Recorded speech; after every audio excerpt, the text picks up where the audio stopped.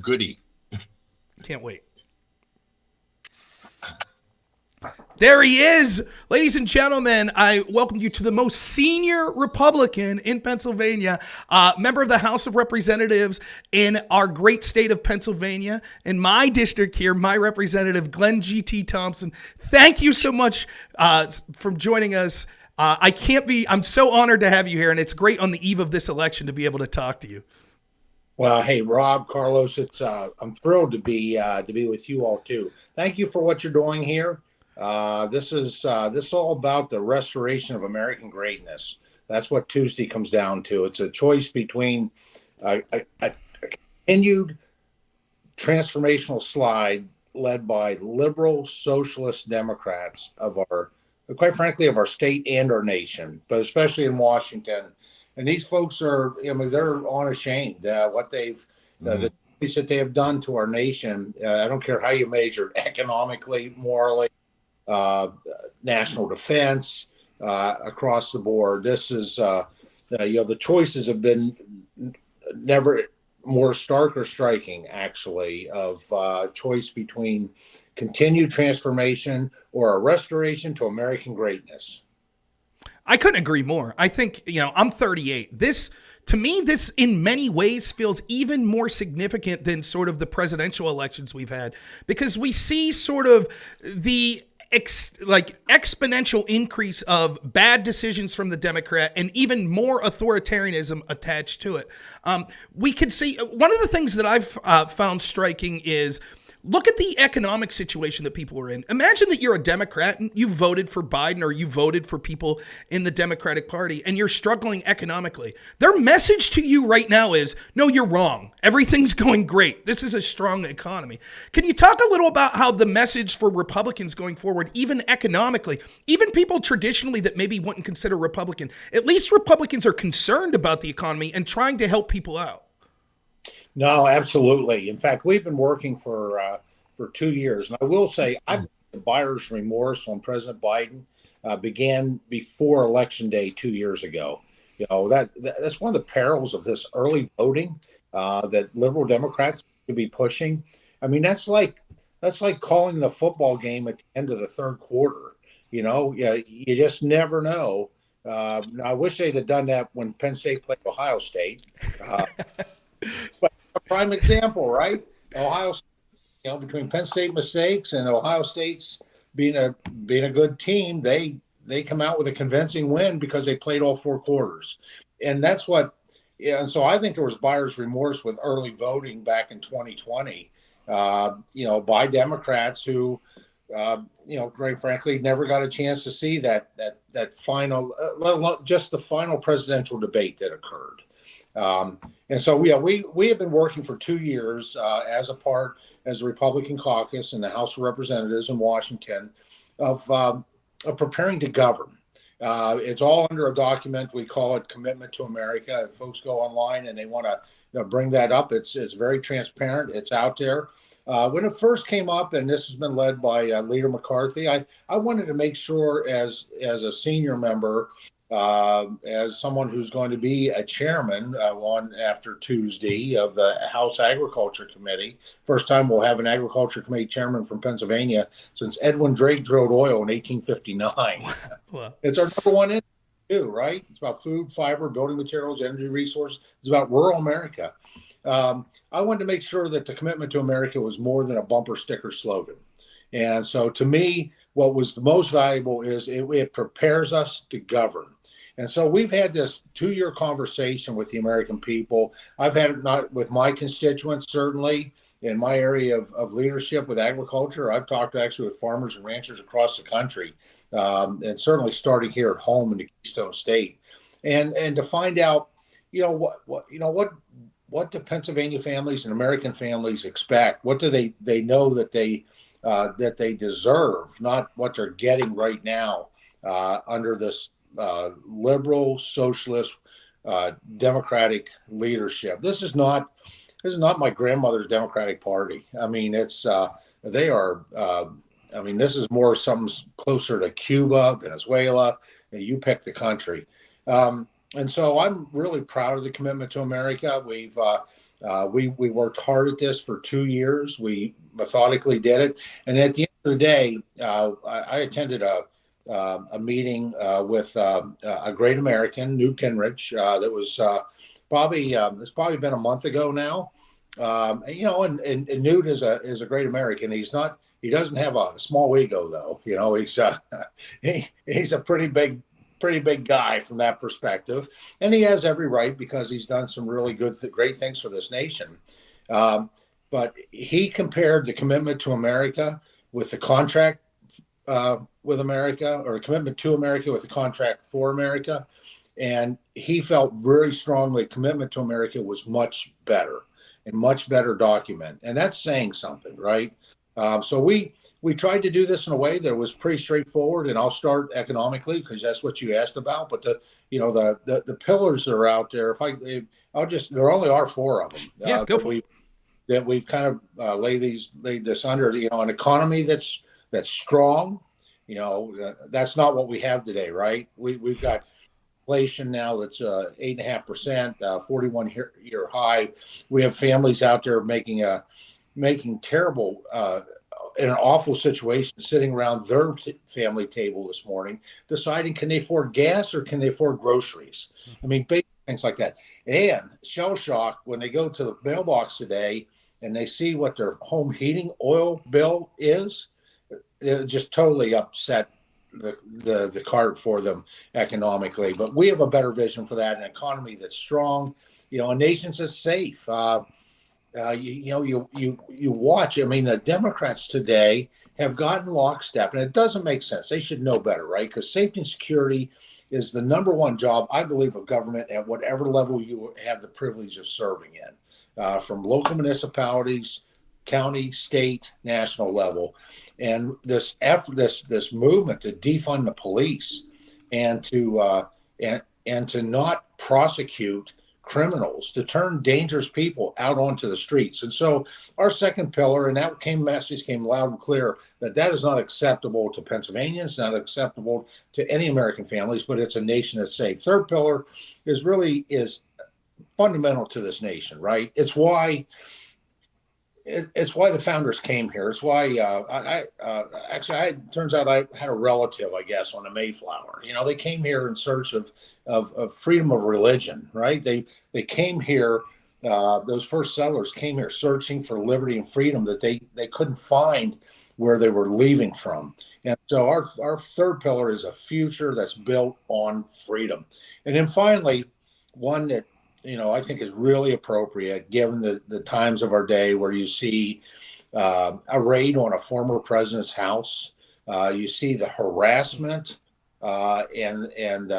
and judicial persecution of people that were associated with President Trump just because of their association with him.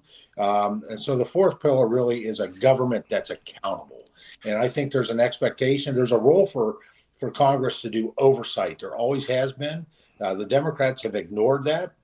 They didn't do oversight when President Trump was in the White House. They did persecution, right? They already had their conclusions formed, and they orchestrated everything to support that, including putting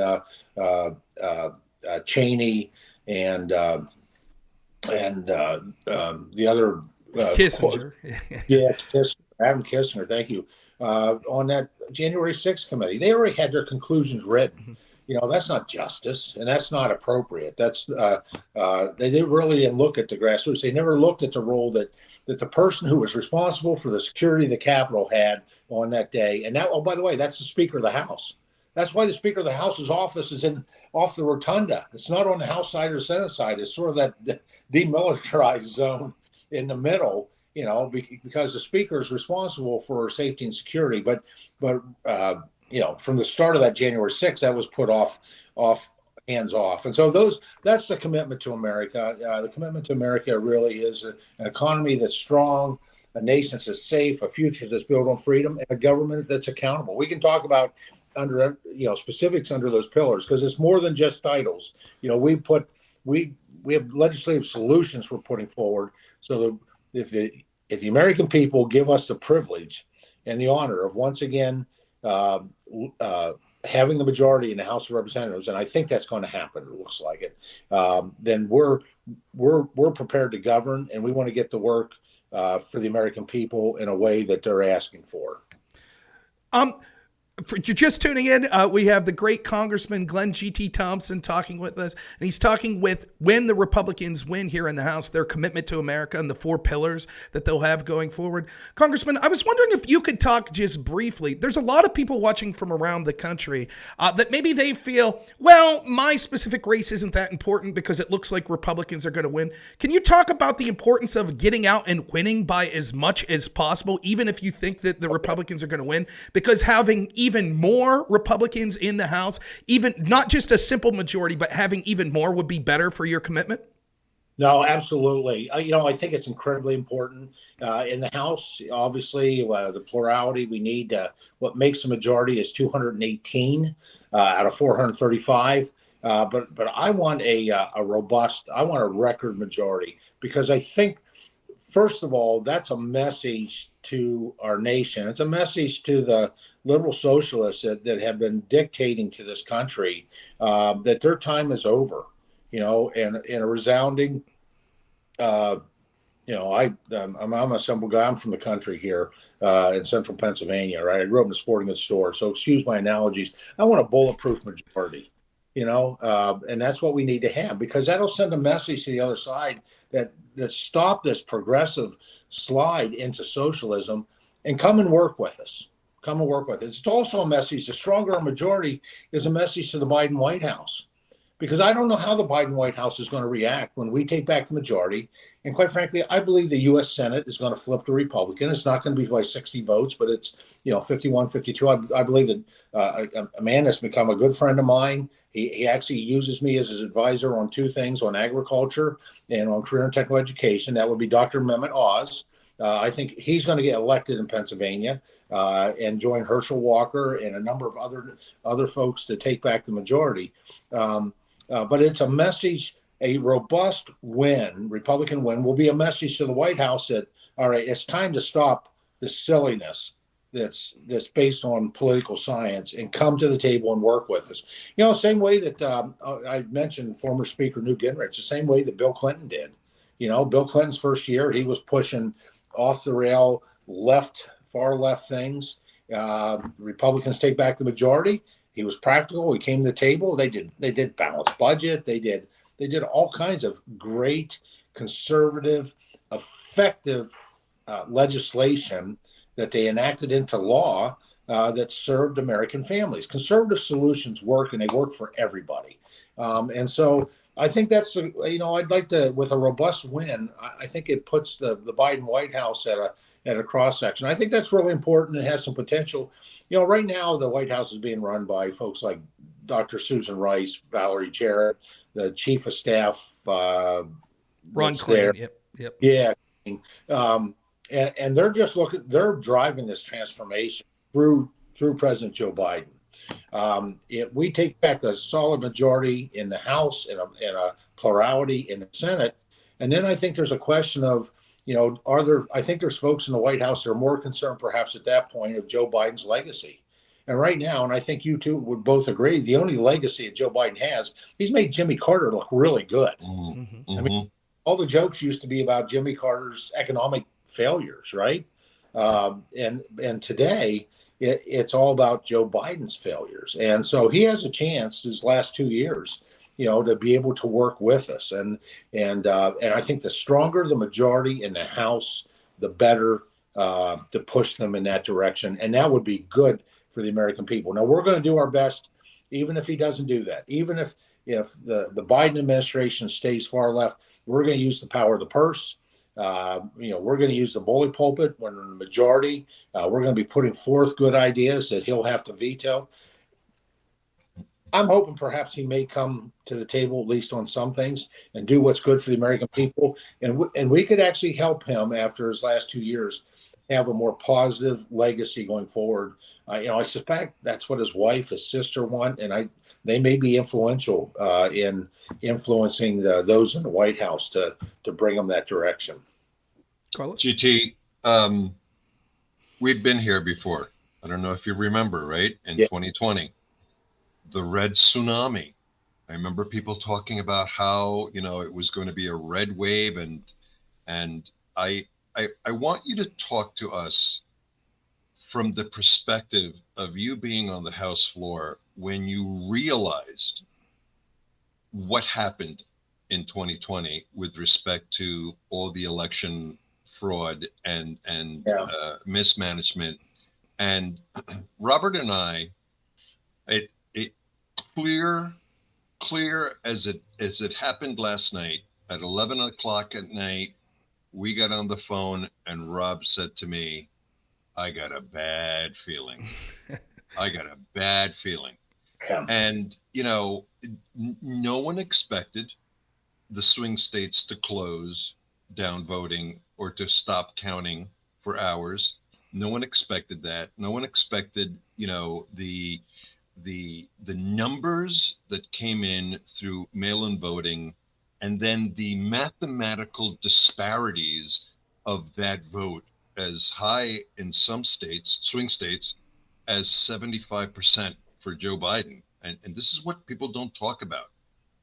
When the election went 51-49 or a little bit less than that, right? The mail-in votes were going, 60, 65, 70, 75% in favor of Biden.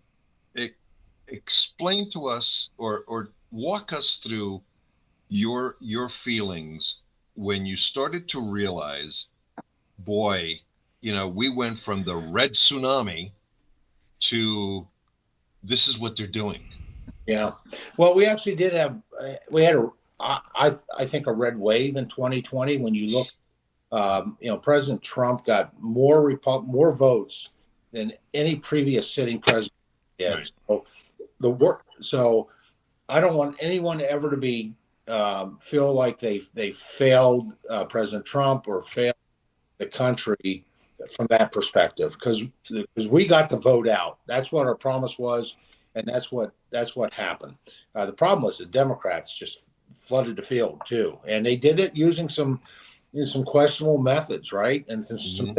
certainly in Pennsylvania, fraud's hard to prove. You kind of got to be there on the spot to see it, and that's the challenge with prosecuting it. But what isn't hard to prove in Pennsylvania is that election was absolutely unconstitutional in Pennsylvania. The U.S. Constitution, the Pennsylvania Constitution, very clear. Only the state legislature can define the time, the place, and the manner of elections. And what Governor Tom Wolf, his Secretary of State, and quite frankly, the election officials in certain counties, and I'm proud to say none of that was in my county. I represent a quarter of the landmass of the state of Pennsylvania, soon to be a full 1/3 of the landmass come this next election next week. But it was in places like Philadelphia, where you have millions of people that are on the voting rolls. And I'll just work backwards. 4 specific things that they did, and it was a matter of public record. And that's what it disturbs me that the Democrats love to slander people, and they do it. They'll talk about election deniers. Well, you know what? They're Constitution deniers because at least 4 things that were absolutely a matter of public record in Pennsylvania that Wolf, his Secretary of State, and we'll start with certain election officials in certain counties, and that was barring the poll watchers from having access. Now, poll watchers can interfere. I've served as a poll watcher in the past. I'm actually a recovering Republican county chairman, and I used to certify folks to do poll watch, and I was very specific. Be respectful, observe, and then come out and make the phone call when you see something that's not correct. Something that's not according to the Pennsylvania election code here in Pennsylvania, and I would say poll watchers, whatever respective state they happen to be in, then you have an obligation to come out, contact the party, contact whatever attorneys are working with certain elections, and they were barred. They were absolutely barred, and that was contrary to the Constitution of Pennsylvania because it violated the Pennsylvania election code that was set by the state legislature. The other things were the dates, the timing of how long elections were extended, the fact that you didn't a person's ID wasn't their identification wasn't verified of who they were, and we did recently in Pennsylvania, and I think it's made a difference with we've taken a lot of criticism, but that's the other side. That's the Democrats just throwing everything at this election. But they've been constitution deniers. And you all know this. I mean, we had a great victory just a matter of a couple of days ago in Pennsylvania when Mhm. a month or so ago, I believe it was Commonwealth Court said, you know what, these mail-in ballots, if they're not dated, if they're not completed appropriately, they cannot be counted. Well, of course, that got appealed to the state Pennsylvania Supreme Court, which, quite frankly, is very liberal. It's 5-2 liberal, 5-2 Democrat, and they're very very clear. Some of them are activists. They're not judges. They're political activists who happen to wear black robes. But I will say the state Supreme Court split on that 3-3, and therefore they could not overturn what the Commonwealth Court has done. And so our efforts on election integrity have been successful. And so I'm glad you brought this up, Carlos, because I think I want people to have more confidence because it's easy. It was easy to get to lose confidence in the election process after what we saw in. But the fact is that everybody knows we're watching, right? Mhm. And there's more safeguards. And there's more safeguards. Broad, it's sad when somebody goes to vote and they don't complete their ballot appropriately and it gets discarded. I get it. Hey, if I don't fill out my Doe application in Pennsylvania correctly, if I miss one thing, I get it back with my check. I don't get a Doe license. It's Right. It's a part of being an adult. You got to do things in a responsible manner, and elections aren't something that we should mess with. We need to have confidence in the election process, and so I tell you what, it was not easy to stand on the House floor and vote against the certification of Pennsylvania's electoral college ballots because I love Pennsylvania, right? I serve this nation because I love where I live and I love the nation I live in. But I had just probably 2 or 3 days prior had raised my hand, raised my right hand, placed my left hand on a Bible, and swore an oath to uphold and defend the Constitution. And then here I am 2 or 3 days later, having to, basically casting a no vote on certifying, Pennsylvania's electoral college because of the clear unconstitutional manner of which the Wolf administration and certain county election officials, again, I don't think it's anything in our area, on how they conducted themselves. And so, but I think we're in a better place with it, but we need to continue to be vigilant. I appreciate when people sign up to be poll watchers. I think that's a part of the checks and balances that we have. I actually appreciate good people who sign up and volunteer to be judge of elections and to sit in there for a very long day, 12, 13 hours to receive the ballots. And we're having a hard time doing that. There are certain polls I've been at where they now bring in high school kids to do it because we can't get adults to volunteer. And so, having good people of both parties who just want a free and fair election, to serve in those capacities, they have my utmost respect. And they are a part of the checks and balances of making sure their elections are free and fair and something that we can have confidence in today and going forward.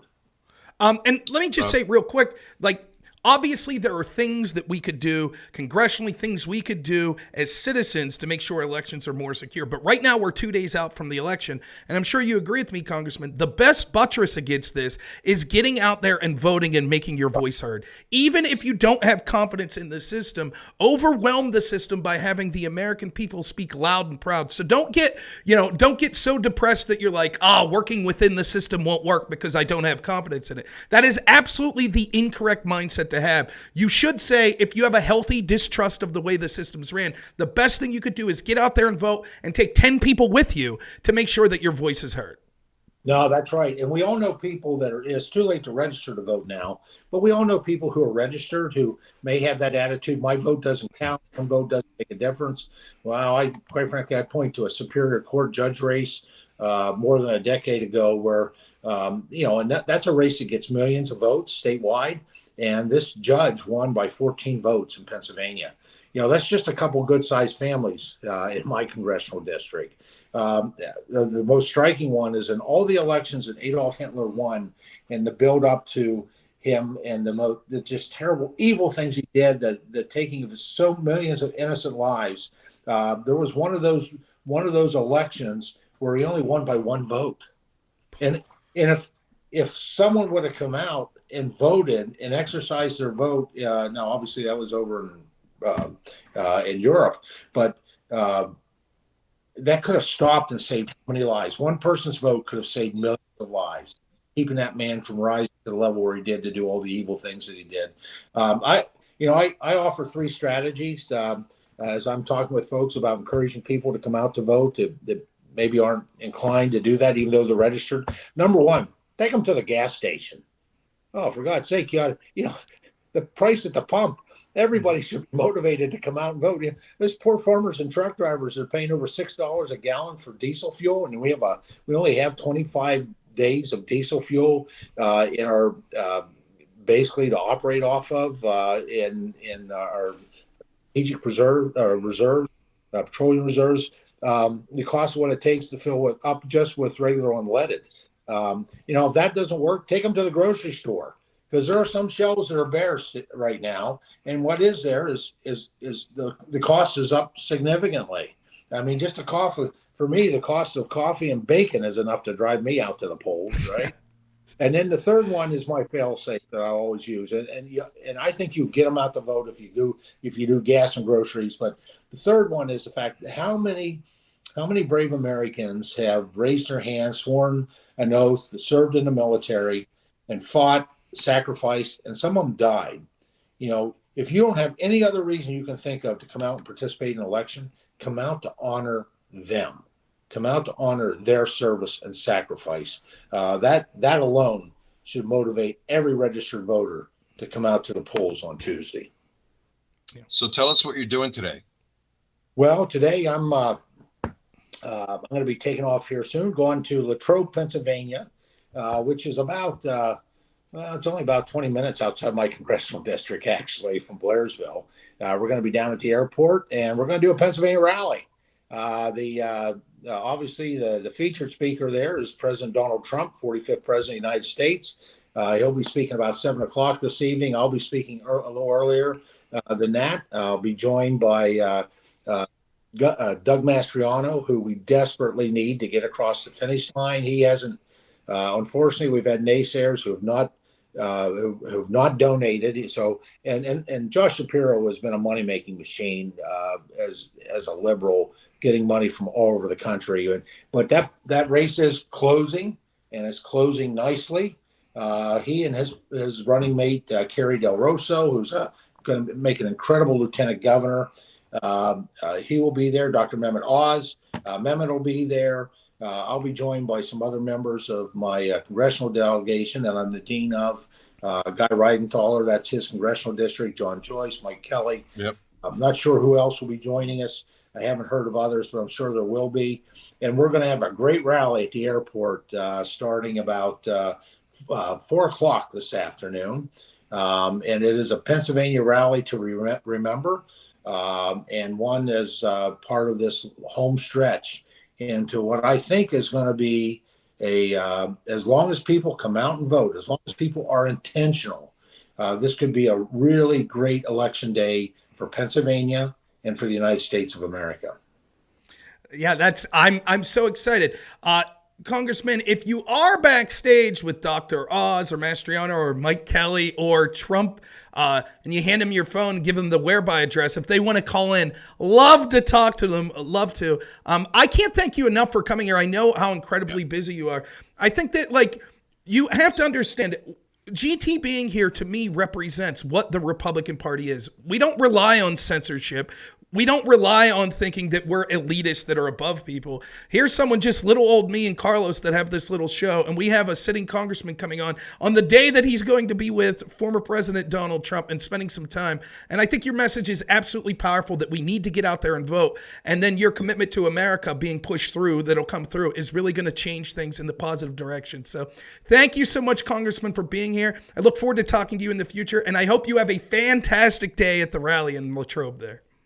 Well, the weather's looking perfect, and looking forward to being there. So thank you so much for both of you. Really appreciate the invitation to join you. Thanks you so for being a friend of the show. Yep.